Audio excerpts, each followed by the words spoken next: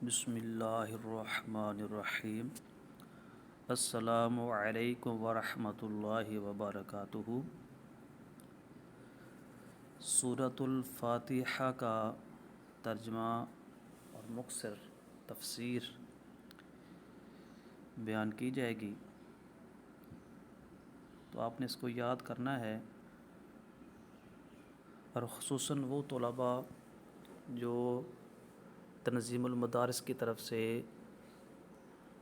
عامہ اول کے پیپر دینا چاہتے ہیں، وہ اچھی طرح یاد کریں، کیونکہ پہلے 3 پارے نصاب میں سلیبس میں شامل ہیں۔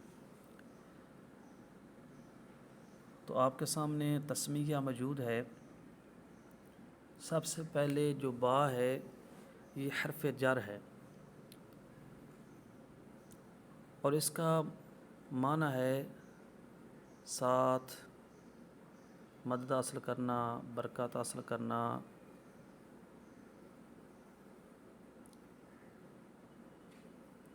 تو اب یہ تینوں معنی جو ہیں یہاں پر لگ سکتے ہیں۔ اسم کا معنی ہے نام، اللہ، یہ اسم جلالت اللہ جو ہے یہ اللہ کا ذاتی نام ہے۔ اسم جو ہے وہ مضاف ہے، اللہ مضاف علیہ ہے۔ اب ترجمہ بنے گا کہ اللہ کے نام کے ساتھ، با کا پہلا ترجمہ کے ساتھ، اللہ کے نام سے مدد حاصل کرتے ہوئے۔ یہ دوسرا معنی اگر با استعانت کے معنی میں ہو، مدد حاصل کرنے کے معنی میں ہو، اور تیسرا معنی کہ با تبرک کے معنی میں ہو، اللہ کے نام سے برکت حاصل کرنے کے لیے۔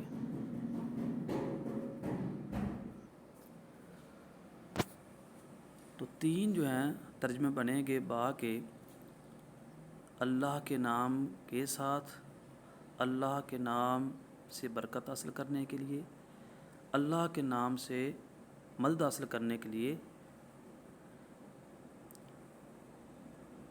الرحمن یہ مبالغہ کا صیغہ ہے، بہت مہربان۔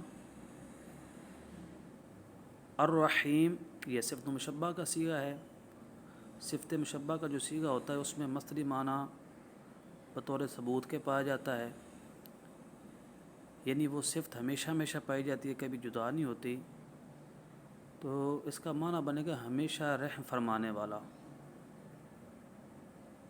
مطلب یہ کہ دن ہو، رات ہو، کوئی بھی موسم آئے، گرمی ہو، سردی ہو، کتنا بھی وقت آئے یا آیا یا آئے گا، اس کی رحمت ہمیشہ سے تھی، ہمیشہ ہے، ہمیشہ رہے گی، کبھی اس سے جدا نہیں ہوگی۔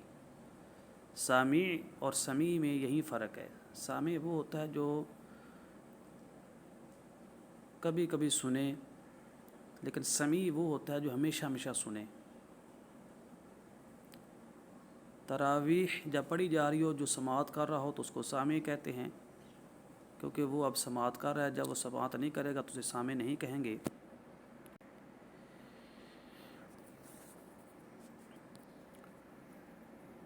اور سمیع وہ ہوتا ہے جو ہمیشہ سماعت کرنے والا ہو، ہمیشہ ہمیشہ سے سن رہا ہو، سنتا ہو، سنتا رہا ہو، سن رہا ہو، سنتا رہے گا، کبھی بھی صفت سماعت اس سے جدا نہ ہو۔ تو اب ترجمہ یہ بن گیا کہ اللہ کے نام کے ساتھ، یا اللہ کے نام سے برکت حاصل کرنے کے لیے، یا اللہ کے نام سے مدد حاصل کرتے ہوئے، جس کی شان یہ ہے، یا جس کی صفت پہلی یہ ہے کہ وہ بڑا مہربان ہے، اور اس کی دوسری صفت یہ ہے کہ وہ بہت زیادہ رحم فرمانے والا ہے۔ یہ جو اس میں جلالت اللہ موجود ہے وہ موصوف بنے گا۔ رحمان اس کی پہلی صفت بنے گی، الرحیم اس کی دوسری صفت بنے گی۔ تو اللہ کی پہلی صفت کیا ہے کہ وہ بڑا مہربان ہے، اور دوسری کہ ہمیشہ رحم فرمانے والا ہے۔ تو اس اللہ کے نام کے ساتھ جو بڑا مہربان نہایت رحم فرمانے والا، یا اللہ کے اس اللہ کے نام سے مدد حاصل کرتے ہوئے جو بڑا مہربان نہایت رحم فرمانے والا ہے، یا اس اللہ کے نام سے برکت حاصل کرتے ہوئے جو اللہ بڑا مہربان ہے اور نہایت رحم فرمانے والا ہے۔ اب آپ کے سامنے شروع کرتا ہوں، یا شروع کرتی ہیں الفاظ آپ کے سامنے قرآن میں بھی موجود نہیں، آپ کو نظر آ رہا ہے، یعنی جو سامنے قرآن آپ کو نظر آ رہا ہے اس کے ترجمے میں، نہ لغوی ترجمے میں اور نہ جو ہے نیچے محاورہ جو ترجمہ اس میں نظر نہیں آ رہے، تو شروع کرتا ہوں یا شروع کرتی ہوں یا ابتدا کرتا ہوں ابتدا کرتی ہوں، یہ اصل میں کسی لفظ کا معنی ہی نہیں ہے. جو سامنے ظاہری جو لفظ موجود ہے اس کا کسی کا معنی نہیں ہے. با کا معنی آپ کو بتا دیا کہ ساتھ یا برکت حاصل کرنے کے لیے یا مدد حاصل کرنے کے لیے. اسم کا معنی نام اللہ، یہ اسم جلالت اللہ کا ذاتی نام ہے. رحمان بڑا مہربان، رحیم نہایت رحم فرمانے والا. یعنی باقی کوئی ایسا لفظ نہیں بچا جس کا معنی وہ شروع کرتا ہوں شروع کرتی ہوں کیا جائے. ٹھیک ہے. تو اب یہ جو کرتے ہیں ترجمہ وہ کس کا کرتے ہیں؟ تو بعض علماء کرام جو ترجمہ کرتے ہیں اور بعض واقعی قرآن پاک کے ترجموں میں بھی ہے، تو اصل میں وہ ایک فعل جو ہے پوشیدہ وہ مانتے ہیں. وہ فعل کیا ہے؟ اشرعو. اشرعو اشرعو یہ واحد متکلم کا صیغہ ہے. فعل مضارع مثبت معروف واحد متکلم کا صیغہ. تو یہ آپ نے یاد کرنا ہے. وہ سامنے موجود لفظوں موجود نہیں ہے. لفظوں موجود نہیں اس لیے اس ترجمے میں نہیں کیا گیا. اعلیٰ حضرت امام احمد رضا خاں بریلوی علیہ رحمہ نے کنز الایمان جو ترجمے میں نہیں اس کا منع کیا کیونکہ سامنے موجود نہیں ہے. لیکن بعض ائمہ نے یا علماء کرام جو ترجمہ کیا ہے وہ اس میں سے کسی لفظ کا نہیں کیا ہے. وہ ایک فعل پوشیدہ مانتے ہیں. اشرعو اس کا ترجمہ کیا گیا. وہ واحد متکلم صیغہ ہے، فعل مضارع مثبت معروف، جس کا ترجمہ یہ ہے کہ میں شروع کرتا ہوں یا میں شروع کرتی ہوں. کیونکہ جو واحد متکلم کا صیغہ ہوتا ہے نا، وہ مذکر کے لیے استعمال ہوتا ہے اور مؤنث کے لیے بھی استعمال ہوتا ہے. ٹھیک ہے. تو اگر کوئی مرد ہے تو وہ یہ پڑھے میں شروع کرتا ہوں، اور اگر عورت ہے تو وہ ترجمہ کرے گی کہ میں شروع کرتی ہوں. لیکن یہاں پر ایک تنبیہ ضرور کروں گا کہ اکثر ترجمہ کرتے ہوئے یہ الفاظ پہلے استعمال کیے جاتے ہیں کہ میں شروع کرتا ہوں اللہ کے نام سے، یا میں شروع کرتی ہوں اللہ کے نام سے جو بڑا مہربان نہایت رحم فرمانے والا. تو یہ ایسا آپ نہ کہہ رہے. میں شروع کرتا ہوں یہ الفاظ پہلے استعمال نہ کریں، بلکہ اللہ کا لفظ جو ہے پہلے لائیں ترجمے میں بھی، کیونکہ جیسا ہم کہہ رہے ہیں اس پر عمل ہو جائے. اگر کوئی یہ کہتا ہے کہ میں شروع کرتا ہوں اللہ کے نام سے، تو اس نے میں شروع کرتا ہوں الفاظ پہلے لا کر میں شروع کرتا ہوں سے شروع کر دیا. اللہ کا نام تو اس نے بعد میں استعمال کیا ہے، تو کہہ کیا رہا ہے کہ میں اللہ کے نام سے شروع کرتا ہوں، اللہ کے نام سے خود ہی شروع نہیں کر رہا.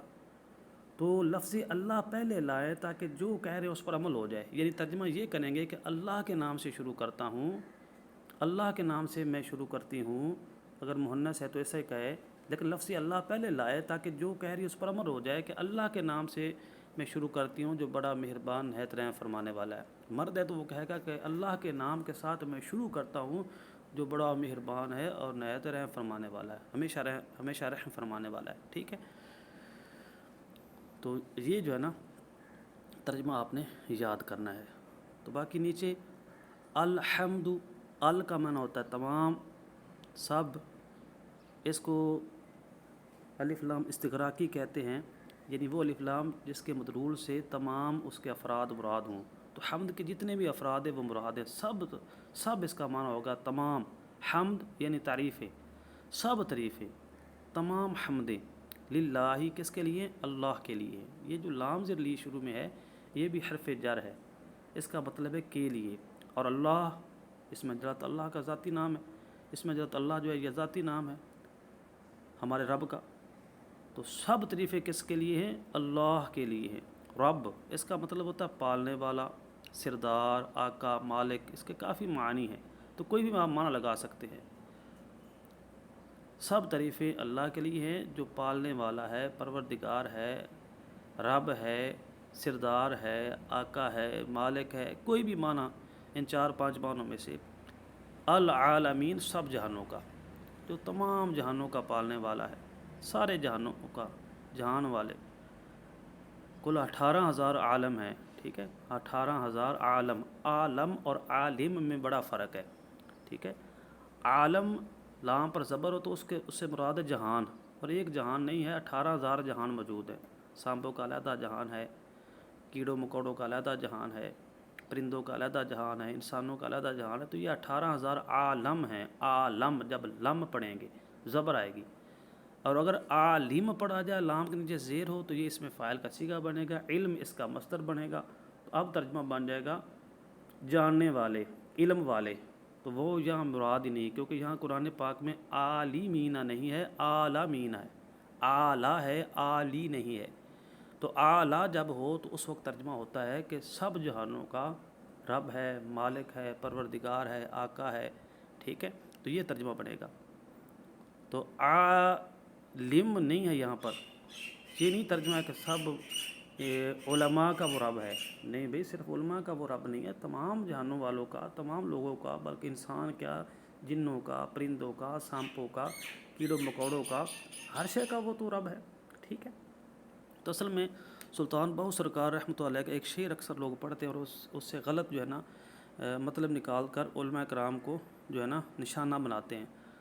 18,000 جو عالم ہے آگ کے حسین دے مردہ ہو، عالم ہے، یعنی لفظ وہاں پر موجود ہے عالم، 18,000 عالم تھے، یعنی یہ مراد لینا چاہیے کہ ایک جہان نہیں، دو جہان نہیں، 18,000 جہان تھے، تو وہ سب کے لیے یہ تھا کہ وہ امام حسین رضی اللہ عنہ کے سامنے آ کر خود قربان ہو جاتے اور ان کو بچاتے، ان کا دفاع کرتے۔